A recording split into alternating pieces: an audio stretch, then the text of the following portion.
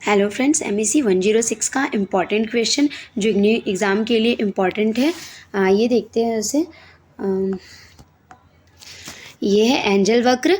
Angel वक्र यह बतलाता है कि किसी वस्तु विशेष अथवा सेवा पर पारिवारिक व्यय किस प्रकार कुल पारिवारिक व्यय पर निर्भर करता है।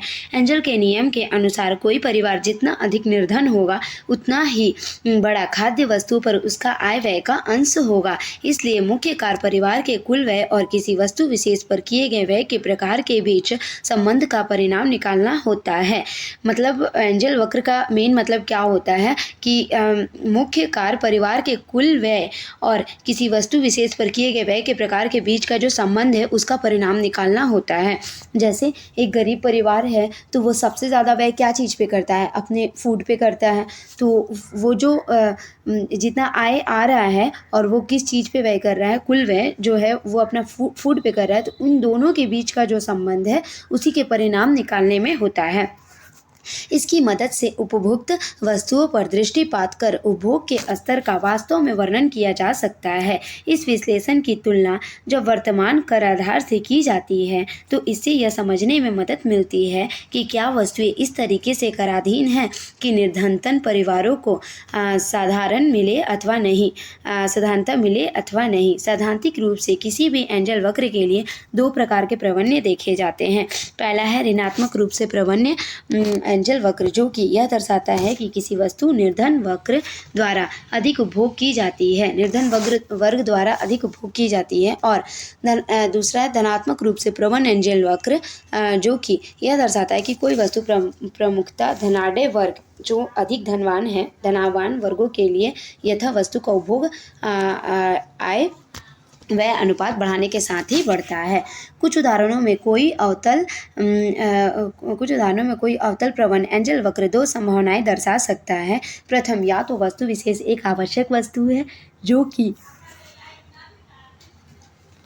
अमीर और गरीब दोनों वर्गों द्वारा उपभोग की जाती है, परंतु वह अपनी कीमत पर निर्भर करते हुए परिवर्ती गुणवत्ता दर्शाती है। दूसरे, यदि कोई किसी आय स्तर पर विशेष स्तर पर विचार करता है तो एक अवतल प्रवण वक्र यह इंगित कर सकता है कि किसी आय स्तर पर उपभोग वृद्धि एक संतृप्त स्थिति में पहुंच जाता है और फिर हताशोन्मुखी में पहुंच जाता है, फिर ह्रासोन्मुखी हो जाती है। अतएव एंजल वक्र के दो अनुप्रयोग निम्नवत प्रस्तुत कर सकते हैं। पहला है, सर्वप्रथम एंजल वक्र निर्धारित करेगा कि निर्धन कुटुंब किस प्रकार की वस्तु का उपभोग करते हैं, या ऐसे परिवार की बदलती आय व्यय के साथ व्यय के बदलते अंश दर्शा सकता है। इस आधार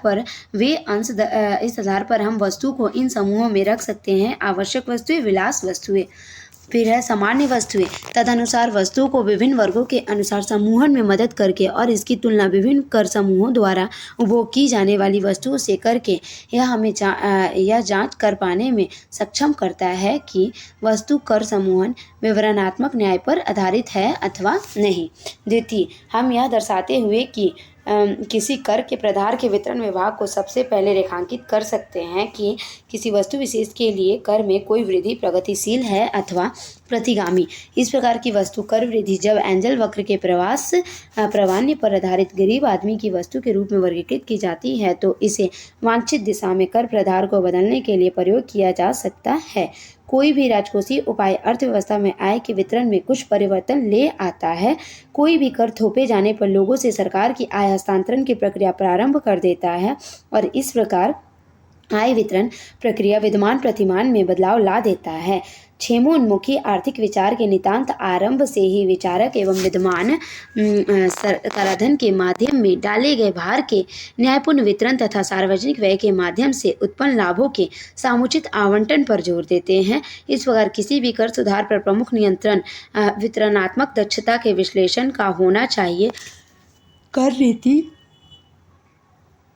कर उपरांत आय वितरण को कम असमान बनाने में एक मुख्य भूमिका निभाती है। कर साधन न सिर्फ राजस्व उगाहने के लिए महत्वपूर्ण होती है बल्कि कर प्रधार को पहले से अधिक क्रियाशील बनाकर निम्न आय परिवारों को सहारा देने हेतु अत्यंत महत्वपूर्ण साधन भी हो सकती है।